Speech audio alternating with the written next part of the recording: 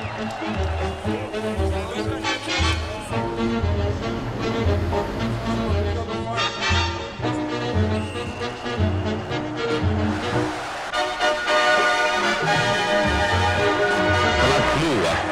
todos, dos torcedores ilustres e da multidão empolgada.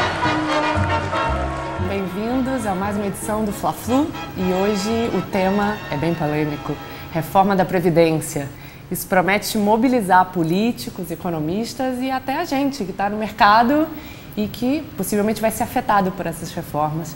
Eu estou aqui hoje com o Ricardo Patá, presidente da UGT, a segunda maior central do país. Representa 10 milhões, né, de trabalhadores. E o André Portela, professor da Escola de Economia da FGV de São Paulo. Vou começar com o Patá. Patá, você faz parte do grupo de trabalho que já está conversando com o presidente interino Michel Temer. É uma proposta dele, ele colocou assim que ele chegou à presidência da República dessa maneira ainda temporária, possivelmente vai ser confirmado, né, até o fim do mês. De fazer a reforma da Previdência. Como é que está essa discussão política? E eu te pergunto já colocando um tema.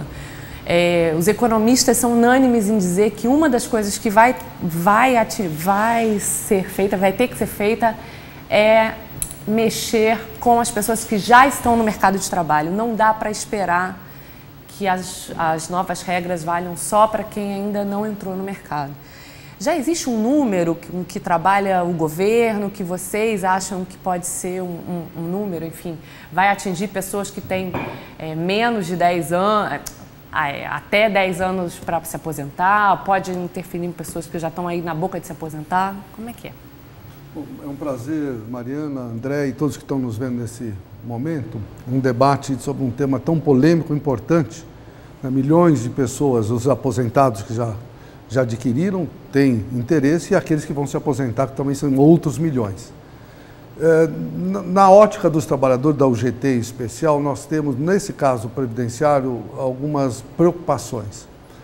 É lógico que tem mudanças importantes no mundo e no Brasil, no que tange a longevidade, a demografia, tem uma série de questões que realmente precisam ser aprimoradas. Mas, ao mesmo tempo, no que foi sinalizado de mudanças, nós temos preocupações porque deveria ter políticas públicas de inclusão. Então, são dois temas, por exemplo, a idade mínima que você comentou, a meu ver, ela é muito injusta. Por quê? Porque quem começa a trabalhar cedo hoje é o pobre, é o miserável. Quem é da classe média, com certeza absoluta, vai trabalhar depois dos 20 anos ou até mais.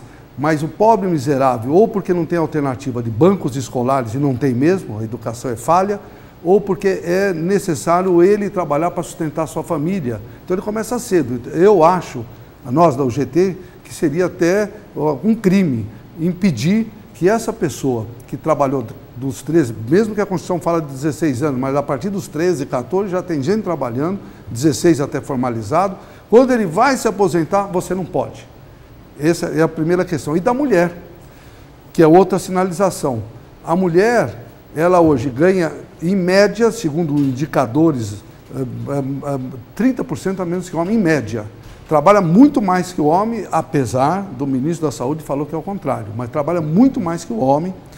Ela é discriminada, ela é assediada, tem uma série de questões e querem fazer com que a contribuição de 35 anos do homem e ela das mulheres de 30 se equipare, ou seja, fique 35 anos. Nos países do primeiro mundo, isso já acontece, mas lá você não tem a discriminação que você tem aqui no nosso país. Eu acho que, para se fazer mudanças, e essas duas que foram sinalizadas, o governo deve antecipar algumas questões. O INSS é a maior imobiliária do Brasil. Tem imóveis, e olha, numa gestão totalmente inadequada. Tinha imóveis há pouco tempo atrás, eu não sei, quando eu era do Conselho da Previdência, por isso que eu estou dizendo que eu tinha visto isso, um imóvel na Consolação, num posto de gasolina, que era lugar por volta de R$50 por mês, um que vale mais de 50 a 60 mil reais. Você está dizendo, então, que existem outras formas de se arrecadar. Então, são várias que tem, que eu sugiro, antes de iniciar o processo, por conta do aprimoramento que é necessário. Porque, como eu reconheço, todos nós, não dá para muitos de nós, Eu não sei, mas você com certeza vai passar dos 100 anos e a demografia demorar, ou seja, as pessoas hoje estão nascendo menos, aquelas pessoas que nascem para trabalhar e sustentar quem está aposentado está diminuindo. Essas questões eu sei. Mas tem a questão, eu vou colocar alguns temas, aí o professor até pode nos ajudar a aprofundar. O fim da aplicação da DRU, que é a desvinculação de receitas da União sobre o orçamento da Seguridade Social. Criação da Refis para cobrança de 236 bilhões de reais. 236 bilhões de reais que o Caixa da Previdência deveria ter e não tem. Ou seja, a fiscalização da Previdência deveria melhorar e melhorar muito para conseguir essas questões de ressarcimento. Revisão das alíquotas de contribuição para a Previdência no setor do agronegócio, porque o agronegócio não contribui de forma adequada com relação à Previdência. E é muito fácil também verificar isso. Até muitas montadoras, por exemplo, é mais fácil até explicar. Hoje nós tínhamos na Volkswagen, em 1977, mais de 40 mil trabalhadores só na Volkswagen.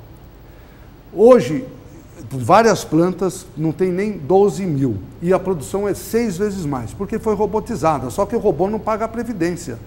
No agronegócio, da mesma forma, mecanizada da forma que está, não tem a contribuição previdenciária que deveria ter. Então tem uma série de medidas que nós da UGT achamos que antes de iniciar o processo de mexer com os direitos dos trabalhadores privados, porque sempre se mexe, desde o Fernando Henrique, quando veio o fator previdenciário, recentemente com 85, 95, flexibilizado para 90 a 100, sempre nas costas dos trabalhadores e trabalhadoras privadas. Então, nesse primeiro momento dessa fala, eu acho que o governo tem que fazer a parte dele antes de pensar em mexer nos direitos dos trabalhadores. André, bom dia. Tudo bem? Vamos aproveitar essa fala do Patá. Dá para resolver só arrecadando mais? Ou tem que mexer na reforma? Claro que não. Isso é o argumento tradicional, sempre de que se falta dinheiro, vamos arrecadar mais, vamos aumentar.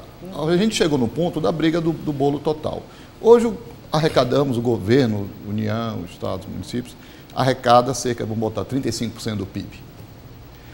Gastos com previdência e aposentadorias, né, União, em torno de 11%, 12% do PIB. Então, vamos dizer que de cada R$3 de receita, vai para aposentadorias e pensão. É isso, esse que é o foco. Então, claro, vai aumentar gasto com previdências, o argumento, uma defesa tá bom, vamos arrecadar mais para isso, é a defesa do Patá. Tá bom, até quando, então, nós vamos ficar ajustando esses aumentos de gastos via aumento de receitas? Então, essa é uma proposta que está de pé, que ele está colocando, então ele está defendendo aumento de carga tributária para isso. Esse é o primeiro ponto. O Patá, você acha que aumentar a carga tributária dá? Na realidade, eu não falei isso ainda. Não falei isso ainda, não. Mas é verdade. Mas é isso, então tudo bem. Eu quero fechar a conta puxando mais dinheiro dos outros. Eu acho que tá tem bom. aí uma Então você é uma briga de transferências. Agora, além de transferências, eu acho que para entrar nesse debate, eu acho que é legítimo querer onde a gente vai arrecadar e onde vai botar. Mas para entrar em discussões de previdência também, não é só tributar hoje para gastar hoje. A gente está comprometendo gastos amanhã, então quer dizer tributações amanhã. Isso quer dizer que mantendo a estrutura hoje, que a gente tem 5 adultos para 1 idoso em 2016, nós vamos ter 2 adultos para 1 idoso em 2050. Quanto vai ser essa carga tributária para manter a estrutura de hoje? Mas, André, é disso que se trata. Mas antes, porque nós estamos num tema subsequente, porque eu fiz algumas ponderações, eu queria ouvi-la, é importante para aquelas pessoas que estão nos vendo nesse momento também, nesse debate, que, a meu ver, é fundamental para a compreensão da sociedade. Eu fiz algumas sugestões que o governo devia fazer a parte dele. Quando eu digo que é uma verdadeira imobiliária, que não tem uma gestão adequada, por exemplo, mesmo que isso não vá ter uma representação perene, não terá, mas já é um significativo de uma gestão transparente e adequada. Isso deve ter não só em Previdência. Não, lógico, mas nós estamos falando do tema. Tudo. É que nós estamos falando da Previdência. Segunda questão, a dívida que se exige de 236 bilhões de reais, um valor altíssimo em sendo recuperado. Essas questões que estou comentando. As desonerações. Em 2008, nós da UGT e as centrais sindicais fomos daqueles favoráveis que houvesse a desoneração para ser contrapartida com o emprego naquela crise que diziam que era uma tal de marolinha.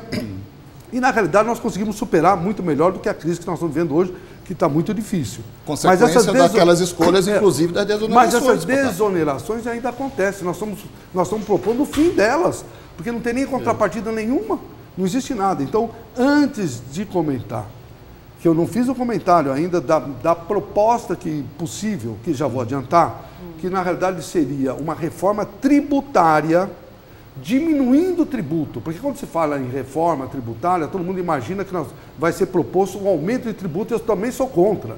Hoje nós pagamos por volta de 37%. E eu costumo dizer, até para alguns empresários, que eles não são donos das empresas, porque 37% da empresa é do governo, não é deles.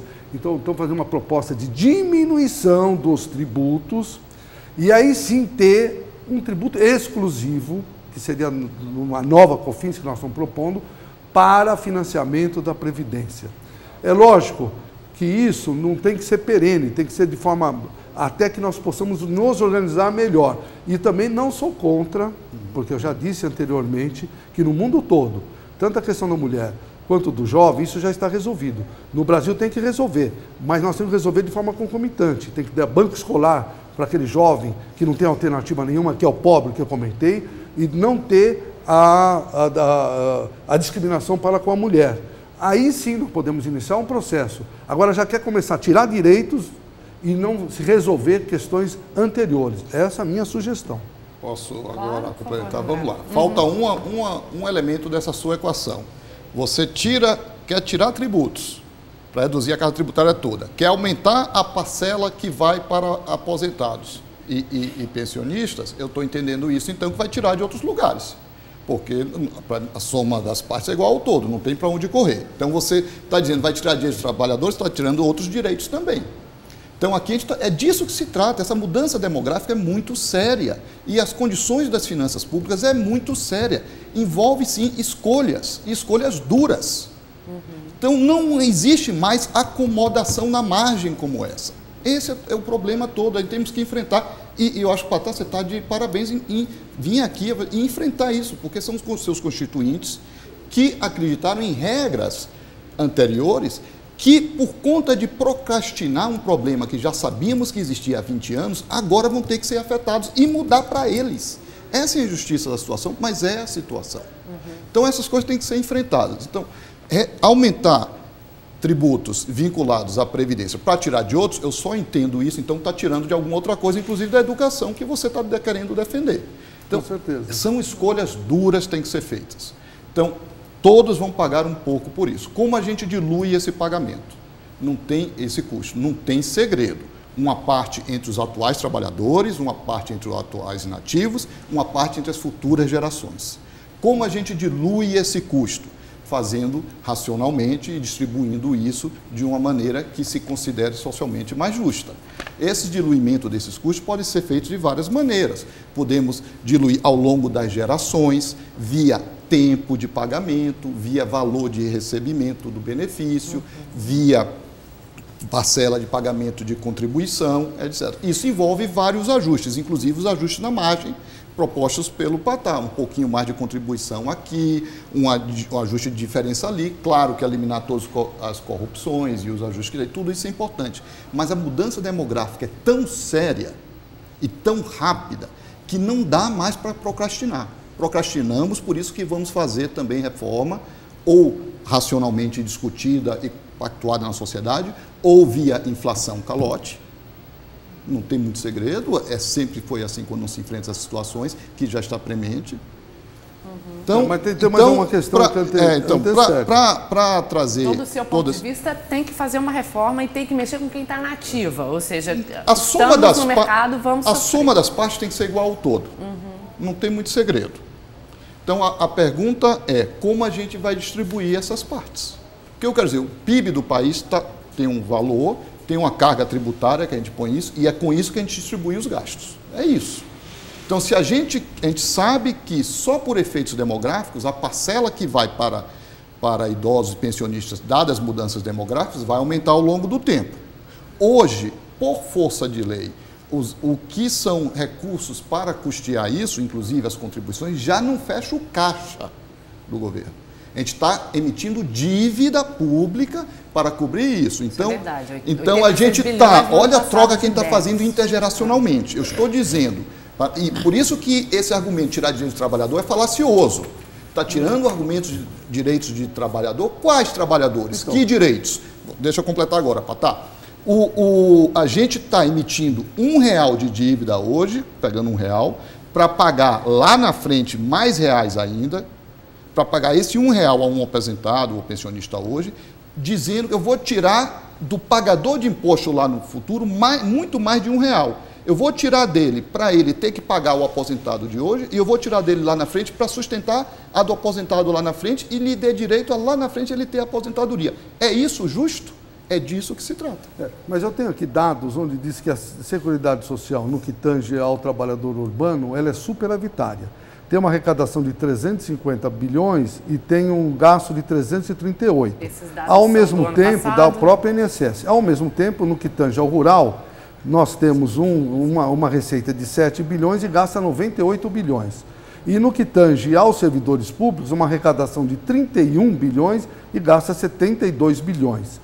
O que eu quero deixar claro, por isso que esse debate é importante, que sempre cai nas costas do trabalhador urbano uma questão que não é da responsabilidade dele.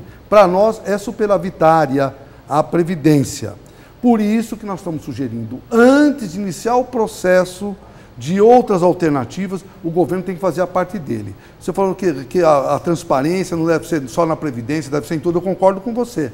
Mas se não iniciar esse processo para que a gestão seja adequada, que tem 236 bilhões, você concorda que tem 236 bilhões de devedores? Você concorda que existe isso? 236 bilhões de reais? Eu não sei os números, mas certamente deve ter devedores. Então, muito bem. Então que se faça essa gestão e não se mexa novamente nas costas dos trabalhadores urbanos. Mas, Patá, quando você mostra aí o déficit do setor rural e do setor público, você está sugerindo, então, que aumente a arrecadação nesses outros setores, ou seja, o pessoal do agronegócio passar a contribuir para a Previdência? É uma das propostas que eu faço. O agronegócio, a contribuição dele é muito pequena, isso que eu comentei. Em relação... Mas está contraditório esse seu argumento, Patá, porque você defende a aposentadoria para os mais pobres, os que dizem. Esses são os que nem têm carteira de trabalho assinada.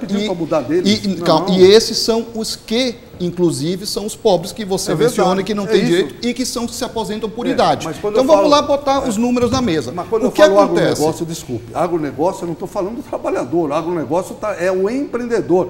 Você pega hoje o agronegócio, a agricultura familiar praticamente não existe. Se você pegar os grandes latifúndios, que são milhares de acres que são tirados da nossa riqueza, a contribuição deles não é do trabalhador, pelo amor de Deus. O trabalhador eu quero que seja mantido, é rural, o próprio servidor público, o trabalhador urbano. Então nessa sua conta tem déficit, porque esses estão recebendo e que não contribuíram. E aí está tendo uma transferência entre trabalhadores.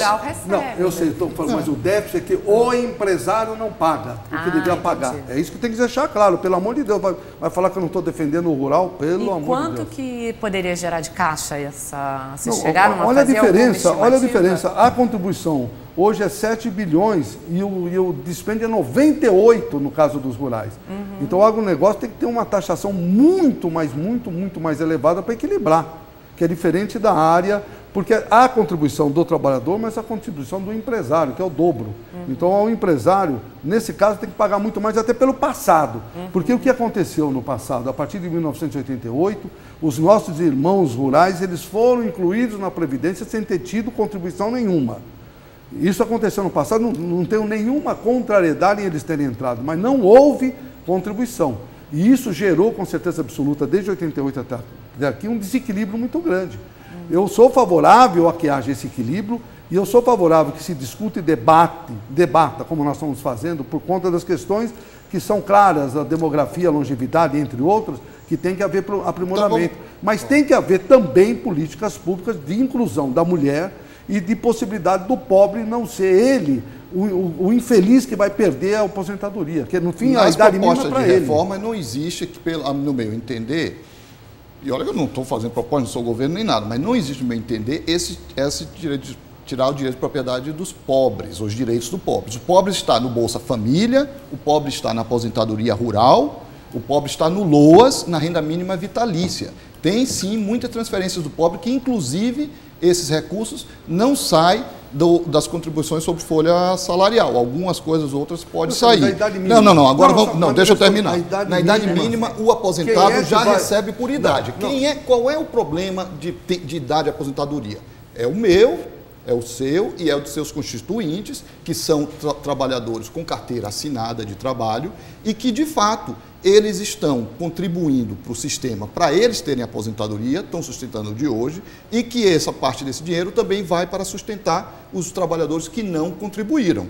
Então, tem uma redistribuição interna no sistema de que eu, por exemplo, professores da GV, contribuem para o sistema, parte desse recurso dá direito a eu ter minha aposentadoria quando futuro, mas está sendo usado para, inclusive, pagar aqueles que não contribuíram. Tem uma redistribuição entre trabalhadores nesse sistema.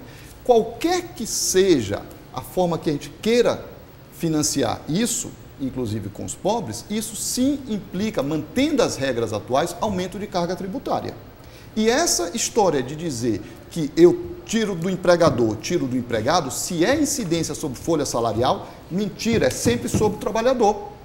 Então, vamos aumentar a parcela 20% que é a contribuição do empregador para 25%. Está ajustando no meu salário, está ajustando no salário de mercado, é sempre o trabalhador que paga. Então, essa sua proposta de querer aumentar COFINS, aumentar tudo, você está tributando mais o trabalhador também. Veja, mas então, a sua única defesa agora é aumentar a carga tributária. Vamos ser um pouco mais. Eu não falei em aumentar, vamos ser um pouco mais criativos. André, professor André, eu nunca falei em aumentar a carga tributária. É o que está saindo aqui. Eu falei em readequar, fazer uma reforma tributária, diminuir o tributo e fazer com que... Porque hoje os tributos são elevadíssimos. Cabe nessa conta, a gente vai aumentar benefício e vai reduzir receita com essa reforma. Nós pagamos hoje 37% em média. Mas por quê? Porque hoje não é todo mundo que paga. Hoje tem muitos que não pagam absolutamente nada. A minha proposta, na realidade, é voltar até um dos tributos na forma do CPMF, que é aquele ninguém escapa mais. Mas ninguém vamos falar escapa. dentro do possível. O que está sendo conversado na política de hoje é que não existe apoio político para aumento de carga tributária. Eu não estou propondo aumento de carga tributária. Os políticos dizem que não aprovam. A proposta do CPMF foi completamente rechaçada e o presidente interino Temer tem dito que não vai fazer nenhum tipo de ajuste. Isso você tem razão. Eu acho que pelo lado da receita não tem sido. Mas aquelas propostas que eu fiz aqui, da cobrança das dívidas, da imobiliária que se tem, de se resolver a questão da DRU, melhorar a fiscalização, tem uma série, a gestão ser transparente, porque nós estamos indo nós temos que resolver antes a questão antes de colocar, mais uma vez, nas costas do trabalhador. Hoje, na aposentadoria, para você ter uma ideia da atividade privada... Você está colocando nas costas dos trabalhadores do futuro. R$ 1.200 por mês, não sei se você sabe. Hoje, a média dos aposentados é quase um salário mínimo. Daqui a pouco, todos estarão ganhando um salário mínimo. A média dos servidores públicos é R$ 8.000. Ainda temos no Brasil, infelizmente, pessoas de primeiro e segundo. E nós queremos mexer novamente naqueles que carregam o piano no nosso país, que são os trabalhadores privados. Então você está dizendo que é possível, é necessário e desejável que a gente faça aprimoramentos nos direitos. Lógico. Então. Que tipo de aprimoramento você acha que é possível? Os direitos dos trabalhadores, tá certo? Que trabalharam, que deram esse país essa grandeza, trabalham 30, 35 anos, a meu ver, esses direitos não se podem mexer. O que deve se mexer, na realidade, é na gestão. A gestão da Previdência é temerária, é uma gestão inadequada, tem que se mexer. Antes de tirar mais direitos, como já foi tirado em toda a história, vamos melhorar a nossa gestão. Transparência, capacitar e fazer com que não tenha números como esse que eu estou apresentando, 236 bilhões que não são cobrados, ou imóveis que são jogados ao léu. É isso que eu estou comentando. Tudo bem, Patá, mas está tendo... A gente vai enfrentar uma mudança demográfica muito forte. A gente está falando de 30 anos para essa mudança. Mesmo que todos os imóveis do INSS sejam vendidos, isso vai resolver o problema por quantos anos? Não vai resolver o problema de uma maneira sustentável. É por isso que todo mundo fala em reforma. Diante disso, que tipo de mudanças que podem ser discutidas pelas centrais para que se chegue num consenso de que é necessário, sim, se alterar alguma coisa, não sei, idade mínima, igualar homens e mulheres, acabar com aposentadorias especiais. O que é possível? Especiais só para o nosso telespectador entender, professores, por exemplo. Para o telespectador, dar alguma perspectiva nisso. Eu queria exatamente focar também nesse ponto. Tem esses ajustes de obter mais receitas. Algumas vão ser receita extra, que é uma vez só e depois não. Outros podem aumentar mais, mas já é insuficiente para as mudanças estruturais que ocorrem devido às mudanças demográficas. Mas algumas coisas, colocar a regra brasileira em perspectiva internacional, para não parecer que querem tirar direitos dos trabalhadores, etc. É questão de escolhas mesmo sociais. Então, vamos ver o caso de idade mínima. Que países, não vou pegar nenhum país da Europa, nem país da Estados Unidos, Canadá, América do Norte, nada disso. Vamos pegar daqui nossos vizinhos. Que países, nossos vizinhos, tem idade mínima de contribuição, ou idade mínima de aposentadoria? Chile, Argentina, Peru, 65 anos, todos eles têm. Eu não sei qual é o que não tem, na verdade. Vamos pegar qual a idade média que essas pessoas nesse país se aposentam, em torno dessa idade. Qual é a idade média de aposentadoria no INSS no Brasil? 55 anos de idade. Então, essa é a diferença. Vamos pegar a nossa proporção hoje que nós temos de número de adultos com número de idosos e quanto gastamos com aposentadorias e pensões, né? Países como essa proporção demográfica no mundo gasta 1/3 com aposentadoria e pensão do que nós brasileiros, gastamos. Então, nós montamos um sistema, na verdade, muito generoso. Que bom que fosse sustentável. Seria ótimo isso ser sustentável para o país, mas não é. Então, nós temos que enfrentar o problema. Não adianta mais querer acomodar, ajeitando, fazendo puxadinhos. O problema é de estrutura e temos que enfrentar essa estrutura. O que você, na sua opinião, é fundamental que seja feito agora nessa reforma? Eu acho que, antes de tudo, o sistema ser autossustentável. Se não, agora, fazer com que mudanças paulatinas ao longo do tempo o tornem sustentável. Podemos discutir qualquer que seja elas, contanto seja autossustentável. O que quer dizer ser autossustentável? Que, em termos, pelo menos atuariais, o que entra de contribuição é o que sai de benefício. Então, nós temos que acertar essa regra. Claro que podemos também discutir nessa maneira formas de fazer isso que não criem incentivos perversos à corrupção, a fazer jogadinhas no sistema para se dar bem, mas como coisa fazer desse tipo. Sustentável se a gente faz, então, a sociedade escolheu dar benefícios sociais, pessoas que nunca contribuíram recebem hoje e ao que parece vão continuar recebendo. Perfeito, as pessoas fizeram escolhas sociais pontuais. Superavitário ou não é a nossa previdência hoje? Superavitário não é? Não, é assim. Não, na área dos urbanos é ou não é? Não, é assim, depende como você queira. Isso. Não, isso, vamos lá. O problema é o seguinte, o que é R$1 que entra no tesouro, o que é R$1 que sai do tesouro. Se o dinheiro tem carimbo ou não tem? Se a gente fizer o argumento, o dinheiro tem carimbo, a gente vai achar algumas coisas com superavitária, outras não. Mas o tesouro está preocupado com o todo. R$1 é R$1. Se chegou no tesouro R$1 que saiu do pagamento da minha contribuição, ou se foi R$1 porque eu paguei ICMS não vai prestar, mas eu paguei, sei lá, algum outro tributo que foi para lá, tá certo? É R$1 que chega lá. O fato é que, se você tirar a parte que é o ponto do PATÁ, se você tirar a parte das contribuições dos assalariados com carteira de trabalho assinada e quanto hoje deles são aposentados que recebem, esse dinheiro que vem paga esses aposentados por tempo de contribuição que teve carteira de trabalho assinada. Só que também quem está recebendo além disso, são os por tempo de idade, né, aposentadoria rural, LOAS, etc. E aí, quando você incorpora esse, a conta não fecha. Aí você vem com as contribuições. Você incorpora esse, também a conta não fecha. Mas o que eu estou dizendo, Patá, é que já não vai mais ser, porque logo depois de um tempo, o que vai vir é que vamos ter só 2 adultos para um aposentado. Então, essa mesma regra que você está dizendo, esse dinheiro é carimbado, é só para mim, então você já está matando a sua solidariedade que você defendeu para o aposentado rural, você matou ela, você quer que tire de outro lugar então, tá certo?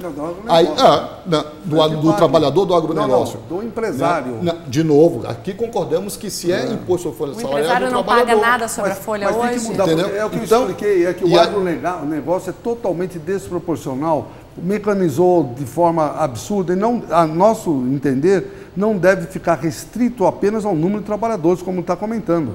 O agronegócio tem que ter outro tipo de contribuição. Sobre o consumidor.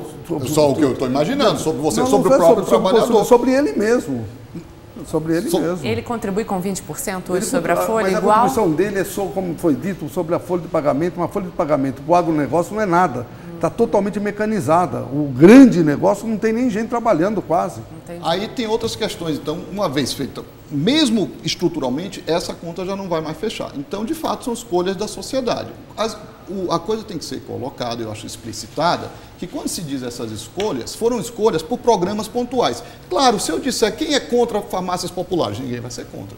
Quem é contra Bolsa Família? Quase ninguém vai ser contra. Quem é contra ter atendimento? Claro que ninguém é contra. Tá bom. Quem é contra aumentar o valor da aposentadoria? Ninguém é contra. Agora, vamos botar tudo isso junto e botar dentro do PIB? Pronto. É isso. Então, vamos aí ter que começar a fazer essas escolhas na margem. É disso que se trata. E temos que aumentar o nosso PIB também, porque o PIB está caindo. Então, é porque tem outras questões. Aí tem não é só então, isso. O que acontece? É um problema sério, e aí voltando para essa questão estrutural, por isso, porque nós tivemos uma mudança demográfica acelerada muito grande. Países que teve o ritmo de mudança, de envelhecimento populacional tão rápido quanto o Brasil experimentou, só conheço um, que é a Coreia do Sul. Além disso, a Coreia do Sul conseguiu sobreviver a isso porque aumentou muito a produtividade toda a economia e dos trabalhadores. No Brasil, o problema é que tivemos essa grande mudança demográfica muito rápida, com nenhuma mudança da produtividade, ao contrário, a produtividade estagnada, tanto a produtividade total da economia quanto a produtividade dos trabalhadores, aliado a um aumento do nosso estado de bem-estar social da Constituição de 88. Eu não entendo quando se diz, como o Patá aqui falou, que tira direitos dos trabalhadores. Na verdade, 88 para cá, foram aumento de direitos de trabalhadores, nossos direitos, os direitos sociais. E o problema está agora em como financiar isso. E a maneira de como a gente desenhar os tributos para financiar isso vai afetar a própria dinâmica da produtividade. Mas é muito fácil falar dos direitos. É o seguinte, quando eu comecei a trabalhar, e você com certeza também, a Mariana não, nós contribuímos até 20 salários mínimos e poderíamos aposentar com 20 salários mínimos. Você lembra disso? Contribuímos com isso, muita gente contribuiu, e depois no meio do caminho mudaram para um máximo de 10 salários mínimos. E hoje, com certeza absoluta, aqueles que se aposentaram há 10, 15 anos atrás com 5 ou 6 salários mínimos estão ganhando 2 salários mínimos. O que eu quero dizer é que a Previdência... Mas o valor do salário mínimo real aumentou. Então, 20 para 10, aumentou, 20 para 2 não é cair 10 vezes. Mas de qualquer jeito, a pessoa ganhava 10, 15 ou 20 salários mínimos, hoje está ganhando 2 ou 3 salários mínimos, e a tendência, como eu disse, a média da 1.206, com certeza absoluta, 80% dos aposentados hoje ganham 1 salário mínimo. Essas questões precisam ser, porque é uma realidade que precisa ser debatida e discutida. Eu concordo com a Mariana e com você, e com certeza com todos que estão nos vendo, alguma coisa tem que ser feita, porque senão a conta não fecha. Não, alguma coisa tem que ser feita do ponto de vista do aprimoramento, e mesmo que seja isso. Nós precisamos debater e discutir um tempo para se fazer isso, porque querem iniciar o processo a partir de agora. Nós compreendemos que todas aquelas pessoas que já começaram a trabalhar 10, 15 ou 20 anos, elas têm o direito adquirido. Nós podemos iniciar um processo de mudança para aquelas pessoas que iniciaram o processo agora. E nesse momento nós temos que buscar os recursos só afetar trabalhadores que vão entrar agora. Quem entrar agora já entra com um novo regulamento, com nova regra, já está sabendo o que vai ser isso, porque nós já passamos por 4, 5 ou 6 regras, tirando com certeza absoluta os nossos direitos. Quando eu cheguei para me aposentar, olha, você vai se aposentar, vai perder 40% por causa do fator previdenciário. Dá para esperar, André? Dá. Vai ter que tirar de outro lugar. Muito simples. O que é que vai acontecer? A gente está falando quem vai pagar a conta. Quando se defende, vamos fazer a regra para os novos, todo mundo acorda, tá bom, vamos fazer um sistema novo que seja autossustentável para os novos, tá bom. Problema é que tem essa conta para fechar dos atuais aposentados e dos atuais que estão contribuindo hoje. A conta não está fechando. Se não tirar desse grupo, vai tirar de outro grupo, mas vai ter que tirar para a conta fechar. E com o que é... Então não tem muito segredo, gente. A soma das partes é igual ao todo. É isso. O Patá tem como chegar num meio termo, de repente? Então, É distribuir os custos entre a sociedade. Mas É disso a que nossa se trata. sugestão... E ele não está admitindo distribuir um pouco dos custos aos atuais trabalhadores. Vai ser de um jeito ou de outro. Não, desde que seja politicamente também viável. Né? Na realidade, tem que lembrar que isso tem que ser votado. Então, mas aí que está o problema. Os grupos com interesses organizados e que têm vocais, esses podem levar mais do que do interesse difuso da sociedade. Então, uma coisa é quando a gente fala nessas reformas, isso é um problema clássico de economia política. Quando se envolve distribuição de custos, quem vai pagar a parte do custo sabe, me envolveu. Mas o benefício, por ser difuso, ninguém faz passeata para esse benefício difuso, porque é espalhado para todo mundo. Então, é o velho problema que envolve, sim, lideranças. Está ciente quais são os custos, está ciente que, ao se fazer a defesa de interesse de um grupo particular, está sim impondo custos adicionais para outras partes que nem talvez tenham voz. Que ponto que é indiscutível para vocês? Se vocês não admitem chegar... Mexendo naqueles que têm o direito adquirido. Nós entendemos... Mas o que é direito adquirido? Direito é que ele já iniciou no processo, está no processo. Já está aposentado ou já entrou não no processo, já está contribuinte? Ele não está, mas tem dois tipos. Ele não, sei lá... Tem expectativa de direito e tem direito realizado. Não, qual para dos nós, dois? ele entrou no processo, O que ele é está no processo. Entrar no processo, está trabalhando, está contribuindo. Está contribuindo. Ele tá. tem, então é o que tem expectativa de direito de aposentadoria. A legislação é clara, 35 anos de contribuição para homem, 30 para mulher e assim por diante. Tá. Vai fazer mudanças, eu acho que são importantes por conta dos argumentos trazidos aqui à mesa, e eu os compreendo, tenho consciência disso. Mas para isso, nós temos que fazer a partir do momento que a pessoa vai iniciar. Então, se esse debate, a discussão foi aprovada agora, a partir de 2017, todas as pessoas que entraram no mercado de trabalho, homem e mulher, têm 35 anos de contribuição para se aposentar. Aquelas que entraram no processo de 2017. Quem está no processo, não. Nesse período, como fazer? Buscar os recursos através das dívidas que existem de 236 bilhões de reais e outras alternativas que eu sugeri algumas aqui no programa. Entendi. Gente, infelizmente a gente chegou ao fim, reforma da Previdência vai continuar sendo assunto, então a gente volta a discutir isso certamente. Mas eu já fico feliz em ouvir que se admite o novo sistema para os novos trabalhadores. Já é um ganho de 10 anos atrás, que nem isso era admitido. Quer fazer algum último comentário? Não, eu acho que na realidade o Brasil precisa mudar, não só nisso, tem que ter uma reforma política do Estado, tem que acabar definitivamente com a corrupção, dar oportunidade à educação, saúde. Eu acho que com certeza absoluta o Brasil daqui para frente vai ser outro e nós vamos trabalhar para isso. Fla-Flu, a festa de todos. Dos torcedores ilustres e da multidão empolgada.